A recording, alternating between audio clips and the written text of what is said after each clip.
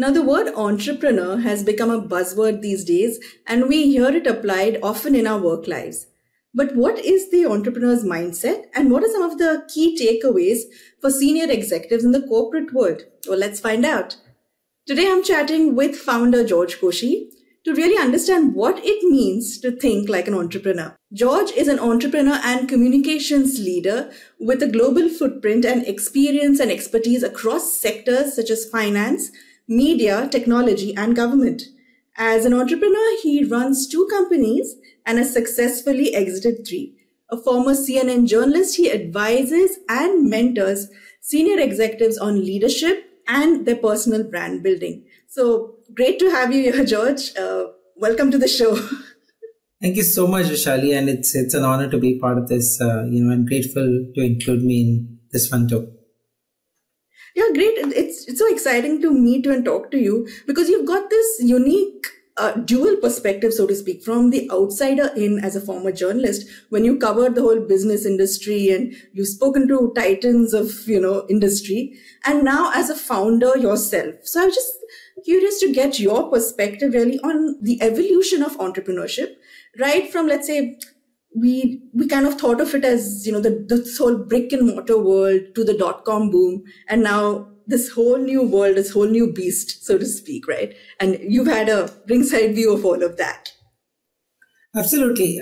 If you were to just look at the crux of it all, Vrushali, it's all the same, right? What it only differs is in the fact that the world gives you a lot more opportunities today. It's much easier to set up businesses, to pursue your dreams. Even the smallest of dreams could become large businesses. You could sit in the comforts of your home and run a large business making millions of dollars for yourself. That's the difference that the world's offering you. Most of it fueled by technology, fueled by the opportunities that communications has brought forward for us. And just making use of all of this together is what is the primary difference between entrepreneurship of today and, what we saw 10 years or a few decades ago, where entrepreneurship was in the reach of only a few people. But today, but it wasn't a thing that it never existed, right? If you say a vada pav wala, on the streets of Mumbai is probably a CEO of his business too, and probably makes a lot more money than, a suited and booted business that you would have started out of, a small office somewhere else. So that's the real difference. It's about the idea. It's about the need for your business and how people accept what you're trying to do for them. Yeah, and it's correct, like how you spoke about the various opportunities that people have had, that has changed. The other thing I thought was exciting was perhaps the journey of an entrepreneur might have also changed, like probably different from what it was previously. I'm curious to know how your personal journey of foray into entrepreneurship started and how you're navigating this whole roadmap, so to speak.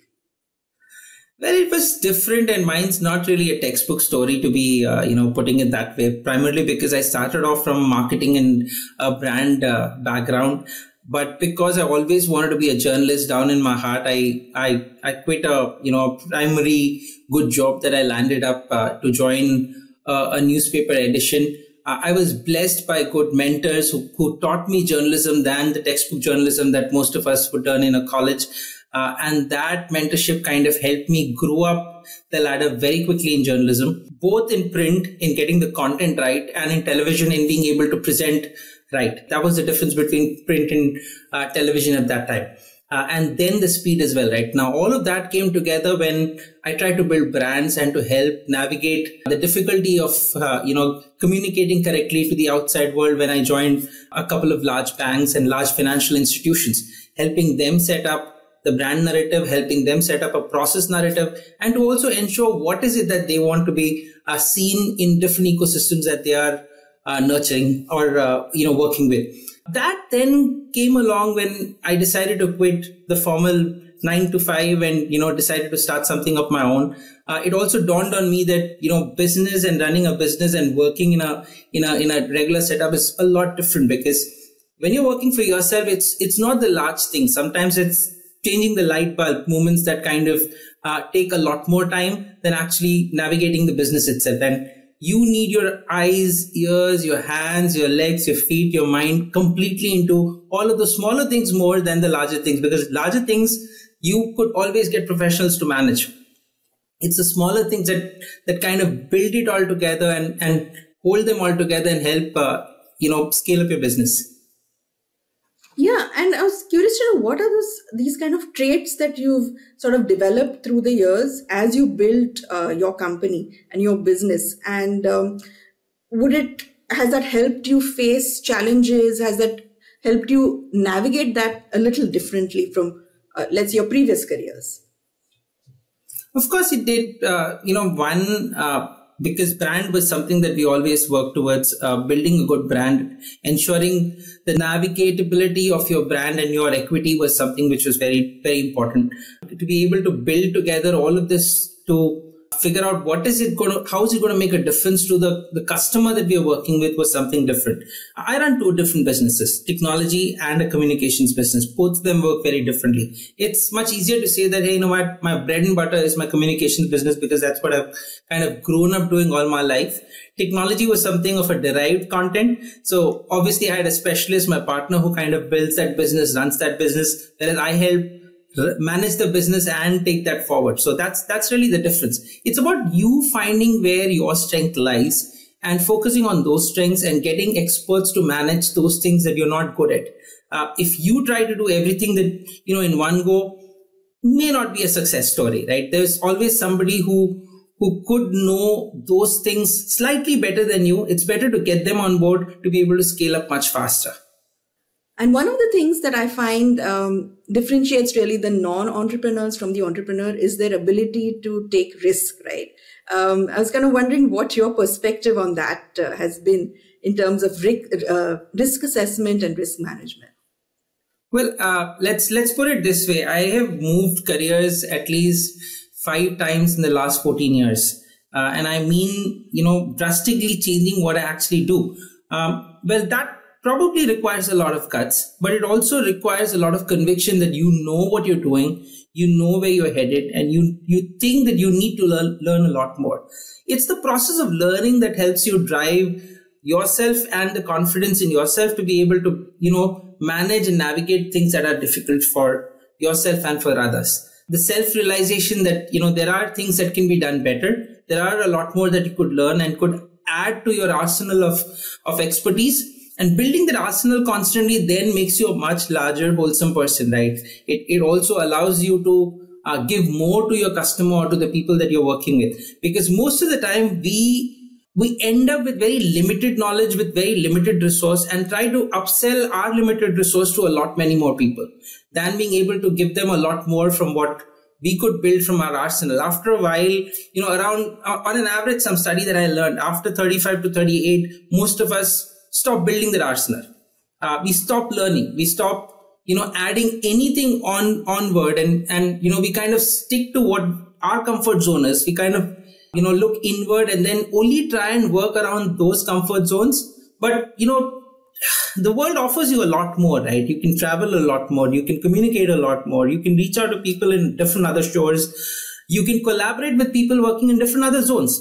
So with all of this, there's so much more you can learn. There's so much more you can add. There's so much more that you can probably build, develop, and provide for your customer. But like I always say, who you are providing for and that ecosystem is what your focus has to be. And what they need is what you should be able to provide to them. Yeah. And as you're saying this, and I'm thinking about how do we translate those entrepreneur insights into our personal branding for executives. I think there's a way we can use some of those strengths in our branding journey or branding roadmap, so to speak, right? So most of us kind of undermine personal brand a lot.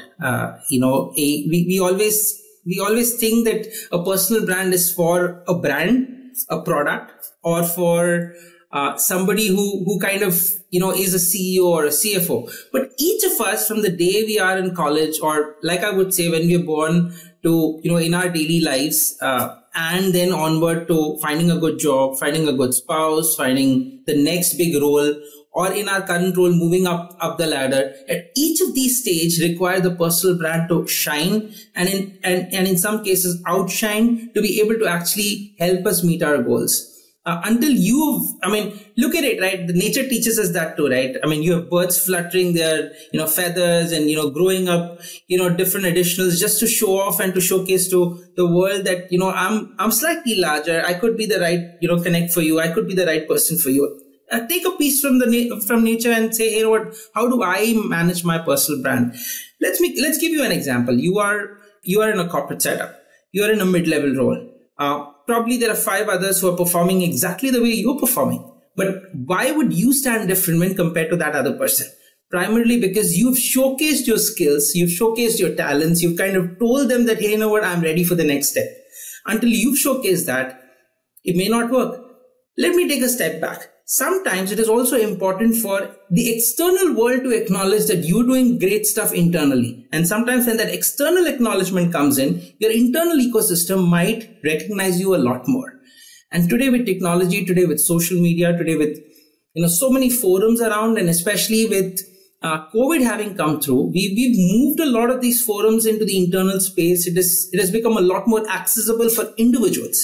It's about us taking that time, taking that space and consciously and consistently working on the personal brand to look at, hey, what is it that I'm good at in the sector that I want to be in and in the sector that I aspire to be in, and how could I build conversations in that space so that people notice me and kind of understand that, hey, I am ready for that next level. And it is important to put that personal brand forward. Yeah. And it is also, like you said, you talk about the external validation, but you can do it very authentically. It doesn't necessarily mean just posting every single day on social media, like we see a lot of people doing, but being very authentic and celebrating your own career achievements in a way, right? It is about celebrating, but that's also where most of us are very uncomfortable with, right? I mean, if you say a majority of the individuals out there are not very comfortable with speaking about their own successes, are not comfortable about speaking about their own strengths, at least then it makes sense to kind of talk about where your expertise lies. Put conversations out there where your expertise lies. Be part of forums where your expertise lies. So it's primarily about identifying what are those strengths that you come with and you bring to the table, and then being able to develop it so that each ecosystem that you are focusing around kind of recognizes you for a skill set which you want them to see in you, right? It could be the signature that you put for yourself, the signature that you put through giving more to anything that you do, right? When you give 100% to anything, you bring an awesomeness that itself becomes your signature. Yeah, that's true. I like that word awesomeness, and how you have to take that extra step, in your interactions to really build your brand. So I was kind of wondering, entrepreneurs typically have a playbook. They'll have an origin story about how they began. They might have action steps. So I was wondering if there are any takeaways for, let's say, senior executives, especially from this whole entrepreneur's playbook that they can really leverage to build their own brands. Well, I love what you asked me, Vrushali, because yes, we are so used to, hearing about the origin stories of entrepreneurs around us. And we were like, oh my God, that was such a great start, from nothingness to where it is today and stuff. But also remember, there's a whole bunch of personal branding working towards, building that narrative too, right? So in most cases, a lot of those is built. It's a story, a narrative that you consciously built for yourself. That also is a personal brand that you've built for yourself. And it is important that you've thought about the narrative almost before you kind of move into your entrepreneurship journey. You need to see your entire vision. You need to build that story for yourself. And I keep telling people that I work with, build that story. And that story could be changed every few months, right? You need to work on that story month on month on month on month. But the consistency of how you work on your personal brand is what allows you and kind of gives you that leeway to add value to your own story. And when you add value to your own stories, when ecosystems that you work with want to kind of connect with that story and be a part of that story. And that's how entrepreneurship really works. Yeah, that's such a lovely point you made, because they want to hear your story. Finally, at the end of the day, you're not just a bunch of skills, and everyone else could have those very same skills. But what people want to hear when they want to work with you or they want to engage with you is they really want to know who you are and what are those kind of challenges also that you faced. I was wondering what your take might be on adapting really to change circumstances, both as you did personally and what you see around you, and how people can upskill regularly, especially senior executives? Well, that's something that I see, a lot of, friction in our mind, friction with yourself when you want to, adapt change. Because we're used to something, we're used to a comfort zone, we're used to a certain set of people around us. I know people who worked in a certain organization for over 18 years because the simple reason when you start talking to them and when you understand what they're doing, it's not because they're very happy with the organization, while that's what most people think they are. It's because they fear having to, lose the ecosystem that they are in. They're not comfortable with a new organization, a new setup, just having to make new friends, having to work with a whole bunch of new people, adapting to a new situation of work. That fear is what is keeping them in their current situation for a long time. Now, adaptability therefore becomes a key, not only in entrepreneurship, but in your regular lives, right? I mean, the way the world is moving. I mean, there was a time, we thought computers would take away our jobs. Later, we thought, technology in a certain form that it came up would take up jobs. Now, the latest buzzword is AI. But trust me, none of these could really survive if you and me don't exist, right? You and me ideally work at the core of all of these things. It's about how do you adapt your skill sets to manage those resources better? How could I use AI to kind of, not do the 40% of the frivolous work that I was doing and focus around, 60 other percent of, my strengths that I can help through, right? And let AI do a lot of those work. Communicators, right? The big buzzword. I mean, I attend a lot of seminars in the communication space. I attend seminars in the technology world. Everybody wants to talk about AI. Everybody wants to talk about how AI is going to do so much more. And therefore, you and me, could be the people on the, left on the side. But if you were to adapt AI to kind of just figure, hey, how do I say this much better? How could I communicate better? How could I talk better? How could I use technology to kind of get 40% of what I was doing earlier? Let AI do it. And instead, if I could focus on, something better, that I could maybe read a book, find yourself some more time, upskill yourself, learn a new skill set, learn a new technology, learn something else, that probably would help you in your next career move and in the next role that you're looking for. Yeah. And this is true for anyone. Like even if you're just starting out, if you're mid-career, if you're a senior executive. So I think it's the adaptability and that idea to not fear the unknown. I think that's what people need to sort of build into themselves. And it is sort of resilience, right? Which is you as an entrepreneur have developed through the years. Resilience is something that you need to develop as an individual today. Forget about being an entrepreneur. I mean, you need resilience in your relationship. You need resilience in your ecosystems that you're working in. You need resilience in, career growth and everything. I mean, you need resilience even when dealing with your kids in these times, right? I mean, it's something that you need to have as a trait, as an individual, if you're living in the universe today. And to be able to take things on as they come, to be able to adapt, to be able to upskill, to be able to, kind of give there. There's something that, we always go with, right? And as an entrepreneur, that kind of changed in my mindset, which is, you constantly ask, hey, how could I get somebody else's help? Or how could I, connect with somebody? But, if you would turn this question around and say, hey, how could I fit into a certain ecosystem? How could I adapt myself to kind of help navigate a certain ecosystem? How could I kind of nurture and mold myself to kind of become useful to an ecosystem that I work in? The whole thing changes, right? As an entrepreneur, the first thing that I learned is, hey, it's not about selling my solution. It's about finding what the problem is, right? And being able to solve problem. When you're a problem solver, there is no end, right? I mean, your work doesn't end today. Your work only begins today. And that's something that kind of, set me going and kind of taught me a few different ways of, working with my customers. And, most of people who we work with are friends today than, how we started off with. Yeah. No, but that's a great point you made. I love that statement that you made. Your work begins today. And for many of us on this journey, maybe the work begins right now to build that personal brand. Maybe it takes a few years, maybe it takes a few months, but I think it's been very inspirational talking to you, given us so many actionable tips. So So glad to have you on the show, and thank you so much for being a part of this, George. Thank you so much, Vrushali, for having me as a part of this.